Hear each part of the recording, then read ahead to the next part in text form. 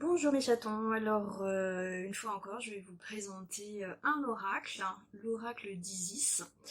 Pareil que pour le tarot des chats mystiques que je l'ai acheté, il était sous blister, mais par contre étrangement ma petite voix intérieure que je devrais écouter plus souvent me disait il va pas t'apporter grand chose celui-là, je sais vraiment pas pourquoi tu l'achètes, mais bon, on verra bien. En l'occurrence, une fois que je l'ai eu déballé, que je l'ai eu manipulé, j'ai su pourquoi ma petite voix me disait de pas le prendre. Il ne me correspond pas. Mais alors pas du tout.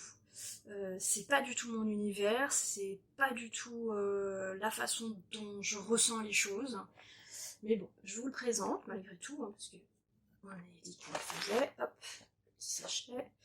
Voilà, ce sont de très grandes cartes, alors que moi j'ai de très petites mains.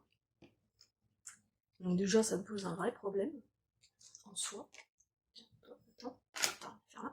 Voilà, donc voilà, ça c'est le dos, avec son scarabée magique. Ça me fait penser à Edgar Allan Poe, le scarabée d'or, mais bon, c'était il y a fort longtemps que j'ai lu ce livre.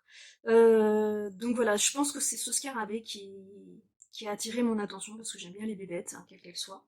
Et le côté univers égyptien aussi, qui avait un petit peu de sens à mes yeux, mais finalement plus tant que ça, maintenant que j'ai regardé les cartes.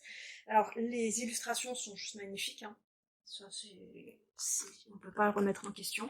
Ce sont des cartes assez grandes, si on compare avec, je sais pas, par exemple j'en ai un autre là de jeu qui ne doit pas être loin. Bon, il est trop loin.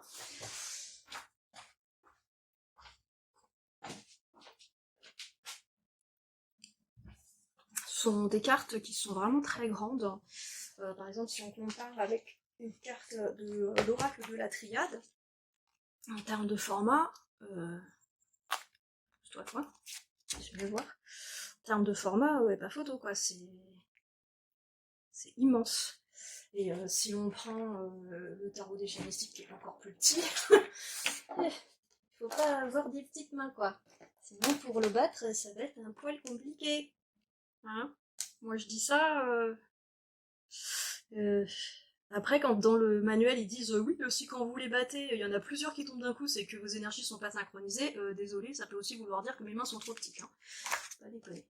Voilà. Donc, ce magnifique oracle d'Isis, qui nous présente des images d'inspiration égyptienne, bon, franchement je le retrouve aussi un petit air amérindien, mais bon ça c'est mon point de vue.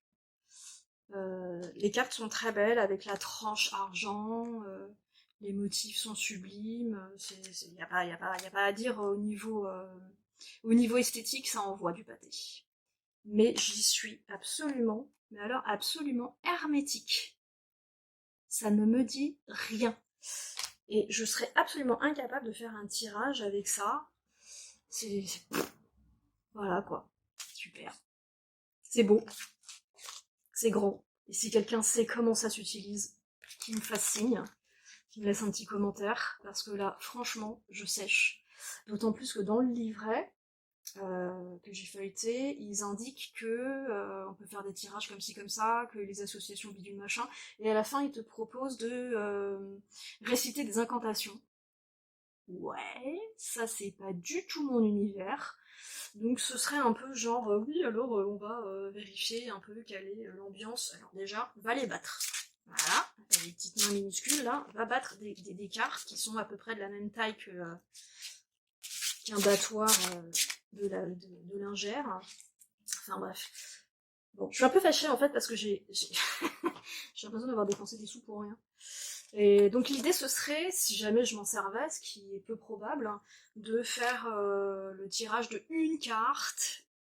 Voilà, par exemple, dire ah bah voilà, j'ai tiré cette carte-là, à quoi elle correspond, et aller voir dans le livret pour qu'il m'indiquerait quelle est l'émotion ou l'information que c'est censé me transmettre. Mais l'idée derrière d'aller rester des incantations pour stabiliser je ne sais quelles énergies, c'est pas mon délire. Mais alors pas mon délire du tout. Du coup, il y a quand même de grandes chances que ce jeu rentre dans son petit sachet doré, retourne dans sa boîte zip. Voilà. La jolie boîte. Rangée comme ça, hein, avec précaution. Clac. Avec son joli couvercle tout neuf. Et que je dise, si ça intéresse quelqu'un, je l'offre. Je m'en sépare. Lui et moi, on n'est pas amis du tout. Voilà, c'est tout pour aujourd'hui. Et je vous dis à très bientôt les chatons.